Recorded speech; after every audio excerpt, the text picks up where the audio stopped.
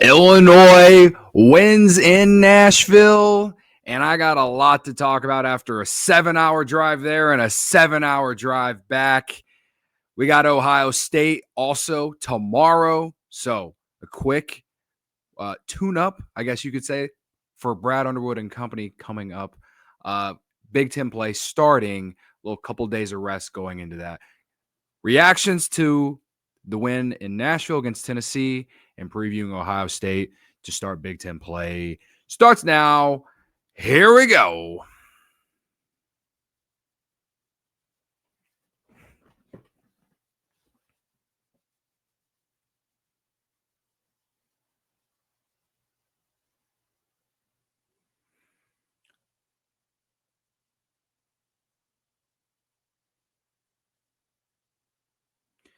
This is From Beyond Champaign. I am Cody. Please hit the like button for Illinois going to Nashville, a true neutral site game, I guess you could call it. They had lost 5 straight neutral site games. I'm pretty sure I was at 3/4 of those games, and they have finally won a neutral site game, and they have finally beaten Tennessee. You know this by now. The game was Saturday. I'm recording this on a Monday afternoon at 4:30. Yeah, we got a lot to discuss. But first, if you're watching here on YouTube, please hit the like button. If you're listening on the audio, please leave a 5-star rating, leave a review. If you didn't know, if you'll do that, it helps those podcast algorithms push the show to potential other Illinois fans. That would mean a lot to me. And also, to go with that, we're less than 100 subscribers away from 1,000 on YouTube. So if you're new here, please subscribe. Would appreciate it. All right. Illinois goes to Nashville, faces Tennessee for the 3rd year in a row, and finally beats them. We all remember last year, Kasparis Giakashonis and that team with Will Riley should have beat Tennessee at home in Champaign, and it felt like a really gut-wrenching loss because you felt like you should have won, but you couldn't make a shot. Just 8 days, I think it was 8 days after, honestly, just getting what I would say embarrassed in many ways by UConn. Illinois bounces back in a big way, and it's not surprising. I know, like, a lot of people were nervous because it's Tennessee, and they're ranked. They're ranked 14th, 13th or 14th in the country going into that game, and we hadn't played well against them in previous years. But it's always Brad Underwood off a loss, man. It's always Brad Underwood off a loss. Always. It's very, very rare that Illinois teams under Brad Underwood lose back-to-back games. It's very, very rare. So all that aside, I thought Illinois looked really, really good overall. From the stands, of course. I didn't watch on TV, but from the stands, they looked good. I felt like their defense looked so much better compared to against UConn. I thought their offense had more flow to it. They weren't just jacking up 1,000 threes like a lot of fans complain about. I felt like they got good shots. I thought their offensive flow was much more enjoyable to watch if you were there. And I feel like that's the same if you're watching at home. And they didn't really get into any real stagnant, like long droughts to where they don't score any points. This game went back and forth and back and forth. It was close all throughout. Illinois winning 75-62. That really wasn't what the game was until the final 7 minutes. Illinois pulled away in the final minutes of the game. But mostly it was a pretty close game. Illinois trailed by 2 at halftime. Now, I think the biggest negative takeaway from this game is that Illinois lost the rebounding margin, and they were getting cooked at halftime. It was like 25-11, I believe, is what the rebounding margin was at halftime. Brad Underwood didn't like that. But they made some adjustments, and despite ending up losing the rebounding margin, I think what negated it was the fact that every time Tennessee would get an offensive rebound, they failed to capitalize. They missed a bunch of open layups, I would say as well. I'm not trying to take any credit away from Illinois there, but I felt like Illinois defended really well, and their length and their size really showed as a positive in this game against Tennessee. And one of Tennessee's best players, one of their bigs, I think his name's Carey. He was all over the rebounding margin, but man, like I just found myself only really fearing Gillespie in that game. Jalen Carey is who, he had 7 rebounds in that game. Him and Bishop Boswell had 7 rebounds for Tennessee in this game. But yeah, I mean, they only had one player in double figures, which was Jacoby Gillespie. And meanwhile, Illinois had 1, 2, 3 guys in double figures, including 8 points from Zvonimir Ivisic off the bench, two big threes there in the second half to help Illinois pull away. Yeah, I felt like it was just an overall really good team effort. It wasn't a perfect game.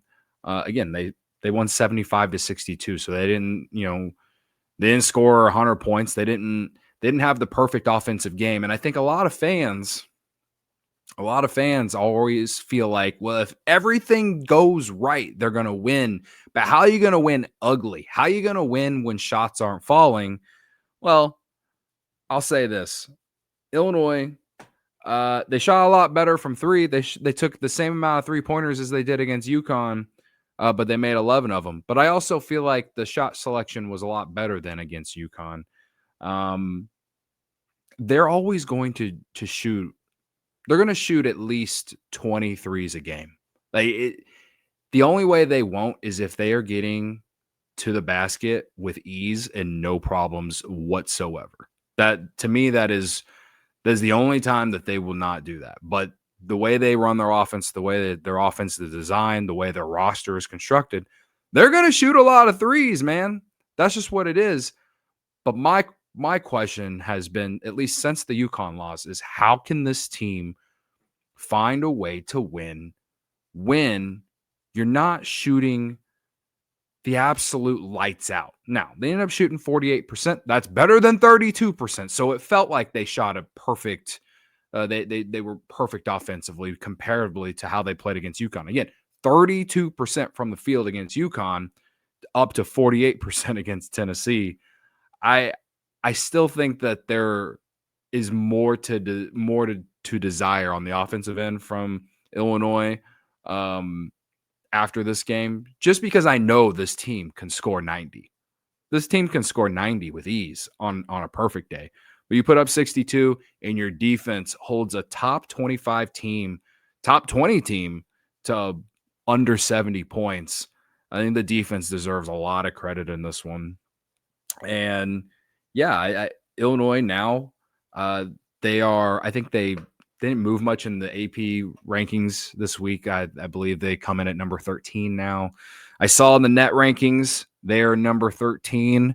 That might have changed since the last time I saw it, but yeah, they're basically the same. And KenPom, there today, I checked before recording this, they're number 11 in KenPom. Number 8 in offensive efficiency and 17th in defensive efficiency.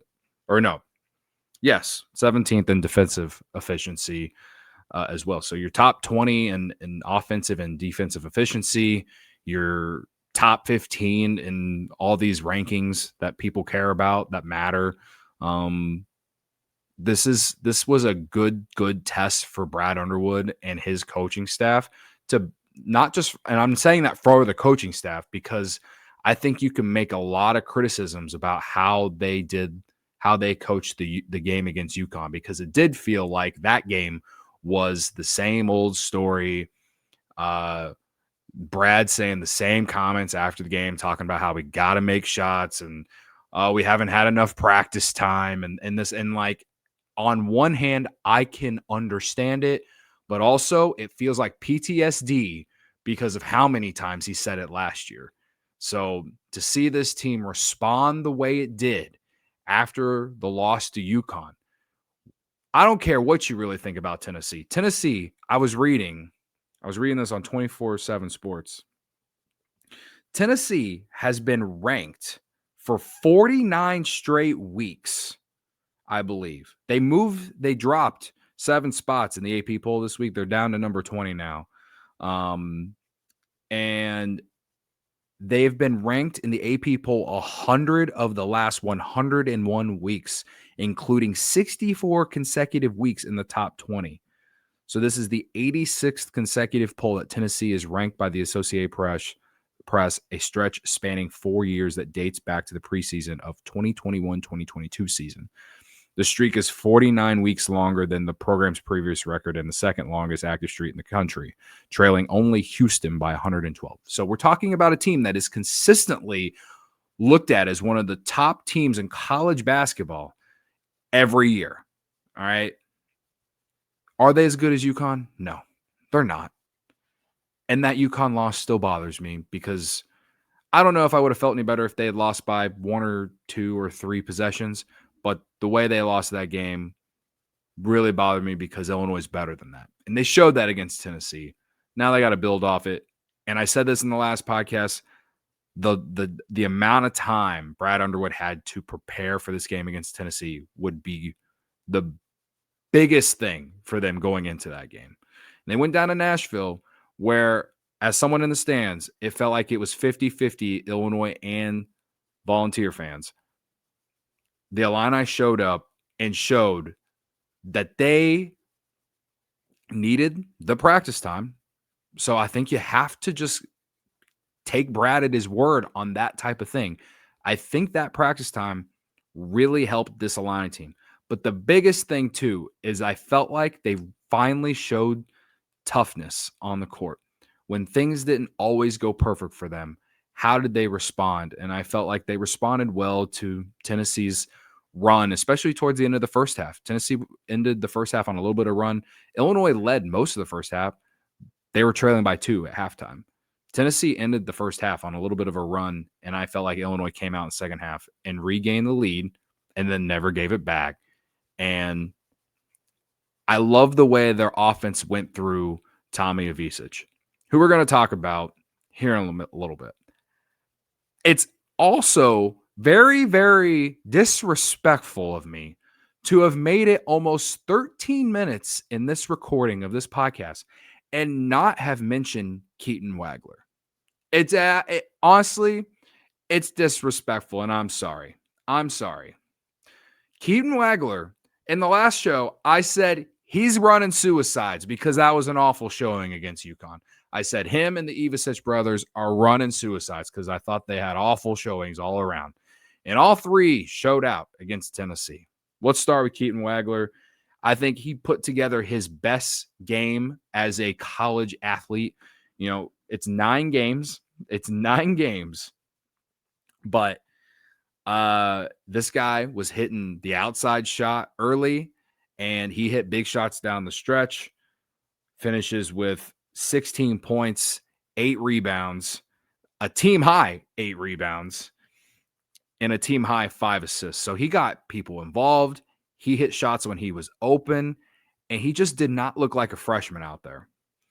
And on top of it, 0 turnovers in 34 minutes. Keaton Wagler continues to make me wonder why the hell Bill Self let this kid get out of Kansas, man. How did he let him do it? Man? This is Brad Underwood on Keaton Wagler. His IQ, his understanding, I believe he believes in his guys. I throw Kylan a big kudos. He talks to him a lot. He helps him a lot. I think it's one of the things that helped ease him. Keaton just plays. The environment doesn't bother him. Maybe a little bit of the physicality. It's just a matter of getting him comfortable. And I think the comfortability thing is so true. The comfortability thing is so true because he played well against a lot of the mid-major schools that they had played the first 8 games, but he didn't play well against UConn. I didn't think he looked particularly great against Texas Tech or Alabama either. And that is why after the UConn game, I thought perhaps it would be a good idea to put him on the bench and start Mihailo Petrovic, because I think having two ball handlers on the court would benefit the team. Now, I'll say this: Keaton Wagler was bringing the ball up the court a ton again in this game. So maybe he's a better ball handler than I'm giving him credit for. All I know is that he really responded after the loss against UConn with a huge game here. And it's going to be fun to watch his development over the next month, fully going into the Big Ten season. You got Ohio State tomorrow. I think they have Nebraska later on this month. You got the bragging rights game against Mizzou, and I think a couple more bye games. So, yeah, I mean, this game for Keaton Wagler was a reminder that this guy's a dude. This guy can be a dude, and he can be, if he sticks around with Illinois, he can be one of their top players next year.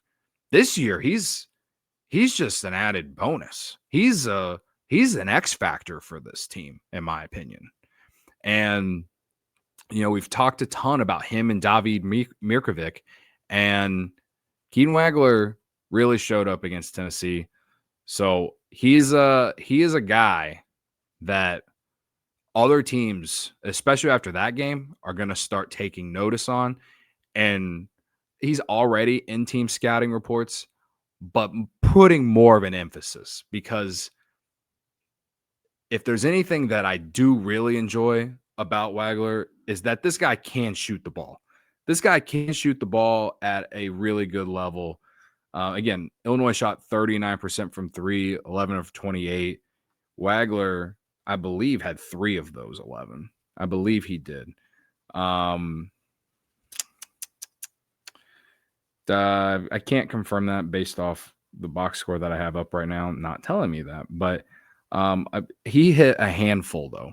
And he's someone that can really take this Illini team to the next level in March, because I feel like you know what you're going to get out of a lot of these veteran guys. But he's someone that it's going to be hard to guard when the other team's trying to guard Tommy Ivisic and Kylan Boswell and Andrei Stojakovic and David Mirkovic as well. You know, like, they have so many options, right? So, yeah, Keaton Wagler, he gets a game ball, as one might say. He can stop running suicides. And I'm excited to see what he does against Ohio State tomorrow. His confidence has to be off the charts right now. So, speaking of Tomislav Ivisic, this is what he said. Before I talk about him, this is what he said about Wagler. He can do a little bit of everything. He's a great teammate, great guy. I've been seeing it from him since the first day. I can't say I'm impressed. I know what he's capable of. So you love to hear that from what I believe is the best player on the team. When this team is at its best, I believe he'll be the best player on this team, at least. Tommy responded to my criticism from the last game too. And I think his issue was more about conditioning and just getting back to where he needs to be if Illinois is going to have success.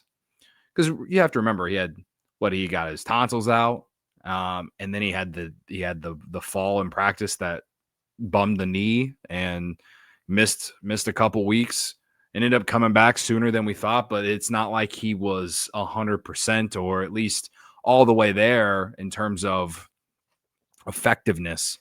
But the way that Illinois went through him to start the game, the amount of times they went to the post with him, and and how his post game led to shots opening up on the outside was so fun to watch. So fun to watch.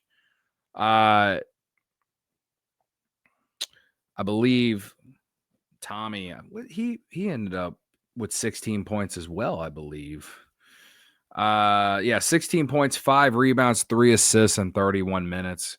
Good to see him get up to 30 plus minutes in this game.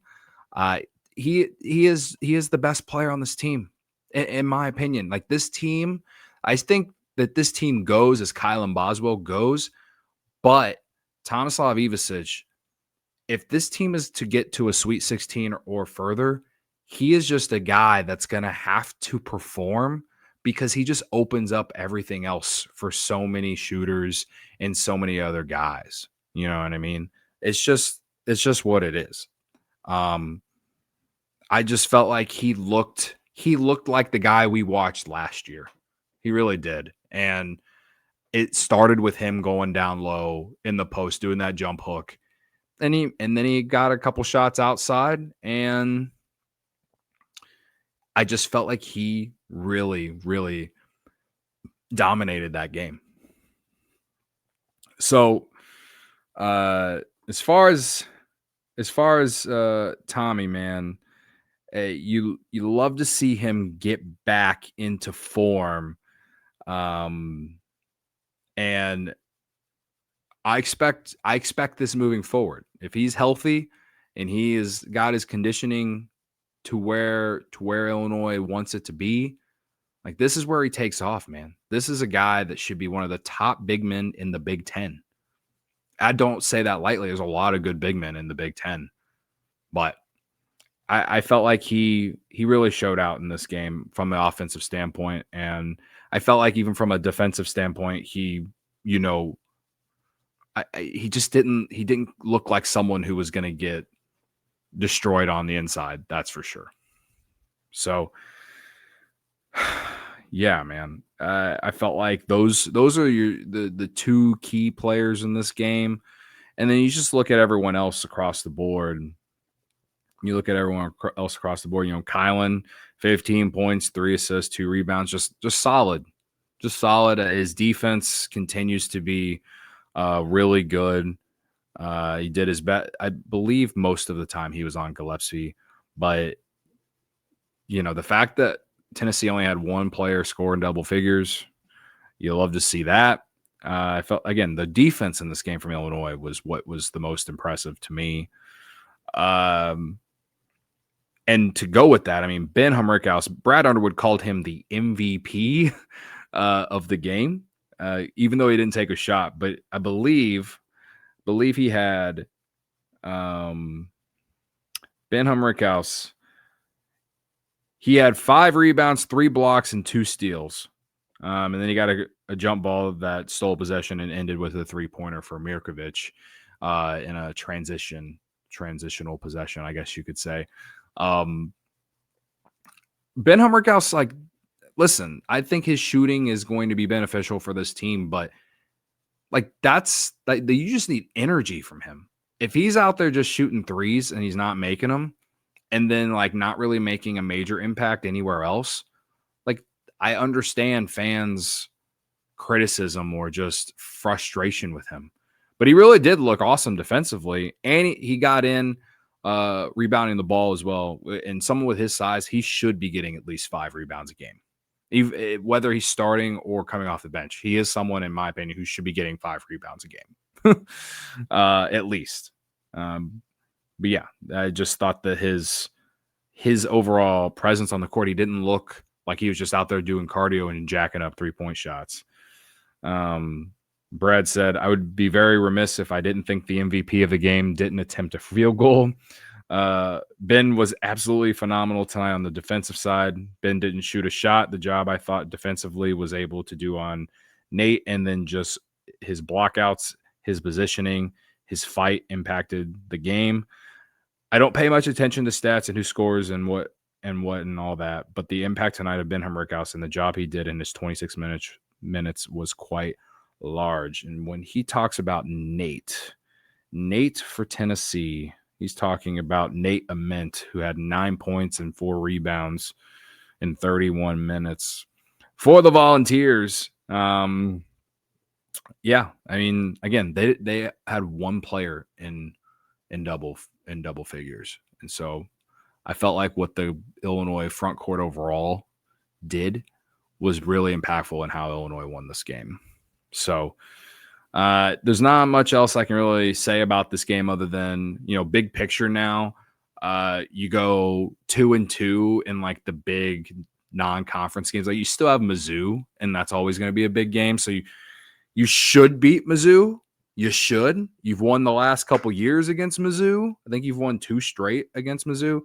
So you potentially could go 3-2 against like all the power schools in your non-conference schedule. My biggest takeaway from it is like you beat Texas Tech at home, which is good. You want to win your games at home.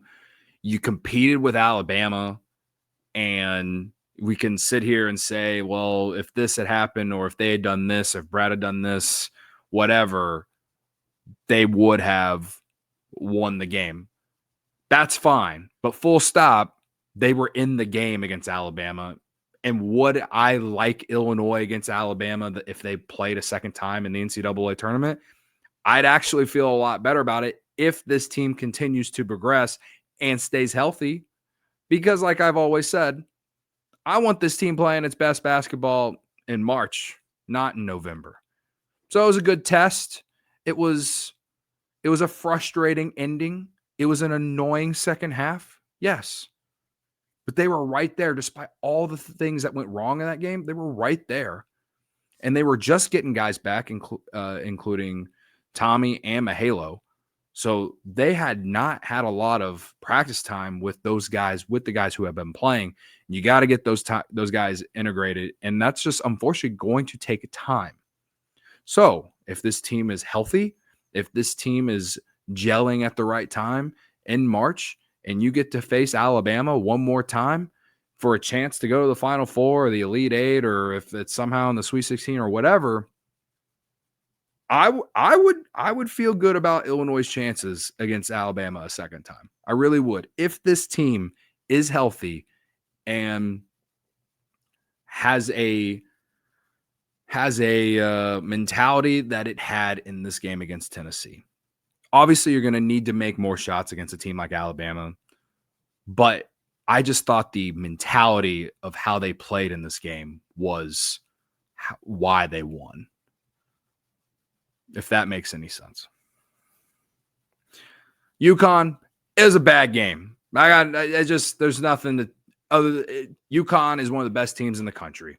You got a long way to go to be able to get to that level, if they even can.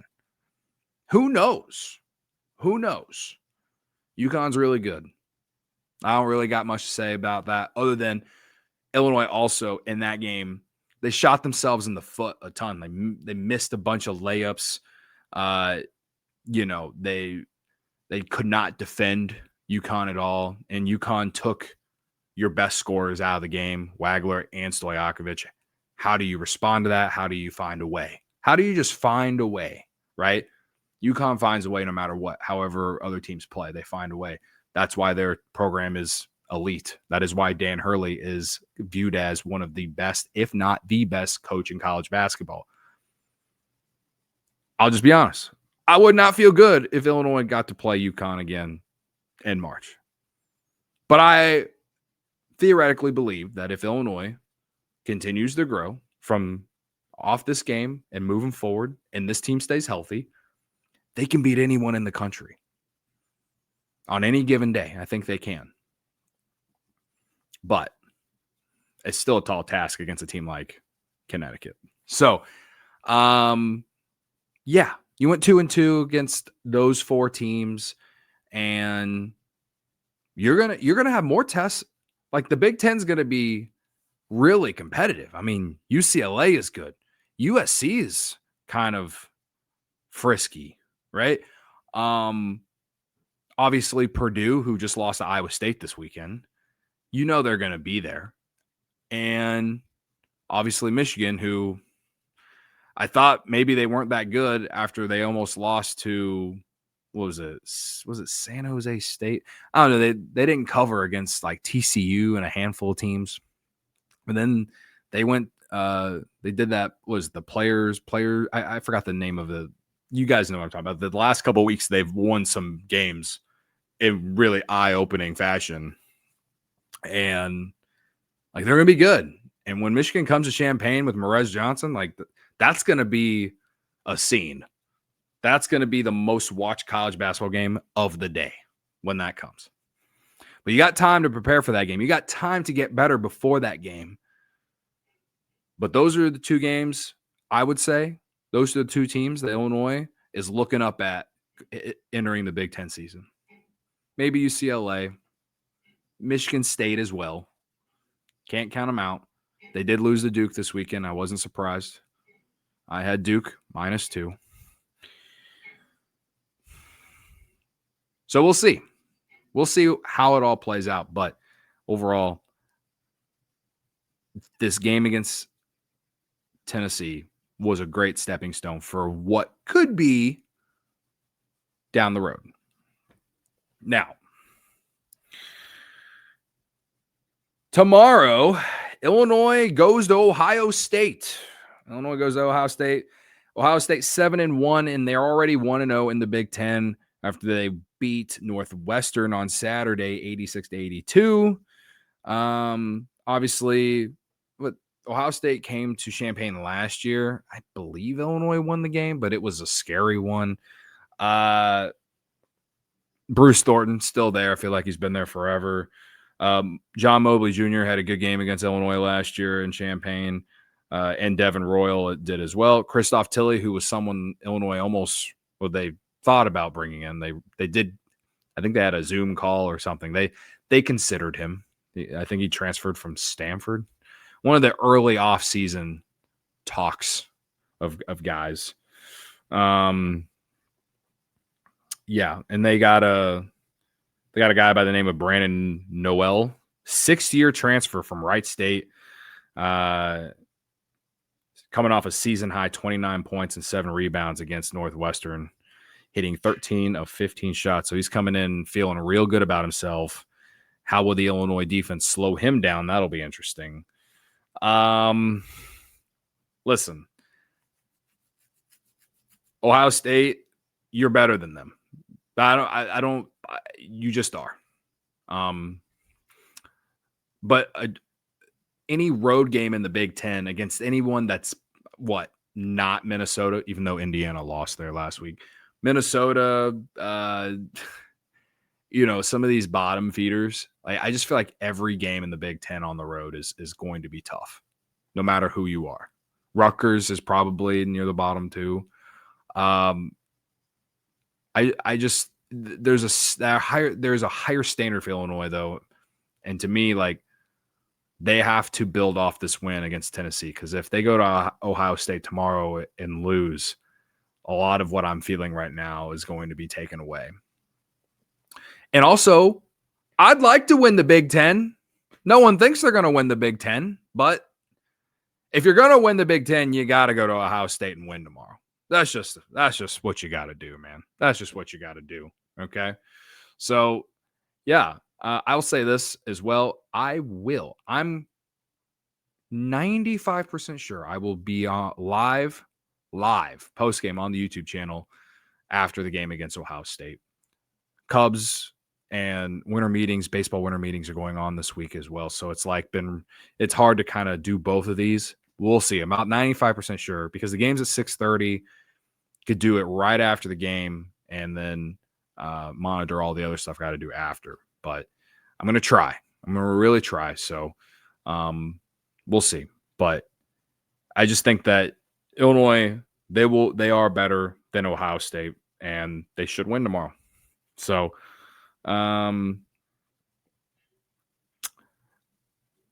yeah. Jake Diebler is the coach at Ohio State. I was trying to think of who it was, but yeah, because I know it's not the other guy. He's now the coach of DePaul. It took me a while to think of who it was, but yeah, we'll see how this Illini team avoids the letdown tomorrow against Ohio State on the road. Should be a tough game. Should be I think I saw the spread was already out earlier this afternoon, opened at 3.5 points. we'll see where that spread is tomorrow. But I would expect it to be moving in Illinois' favor. But we'll see. All right. We have made it 34 minutes, so I will stop yapping. Appreciate y'all's support. Please hit the like button for other Illini fans who might find this channel and find me smart or something. Maybe they don't think I'm smart, but they just want to subscribe so they can come here and call me an idiot all the time. That's weird, but if you want to, I guess I can't hate on you for doing it. Subscribe to the YouTube channel. Subscribe to the podcast on audio, Spotify, and Apple. Leave us a 5-star rating on one of those two listening platforms, please, and leave a nice rating. Nice ratings only. Would appreciate it. And help me get to 1,000 subs on YouTube. I would appreciate it. All right. All right. I will hopefully see you all tomorrow night. If not, I'll probably see you on Wednesday afternoon/evening from a recorded podcast put up on the YouTube channel. So we'll see. Stay tuned. Turn those notifications on. That way you get the notification and find out for yourself. All right. I will see you later. Illinois beats Tennessee. Let's go beat Ohio State. Make it a 2-game win streak. As always, my friends, ILL. Love you guys.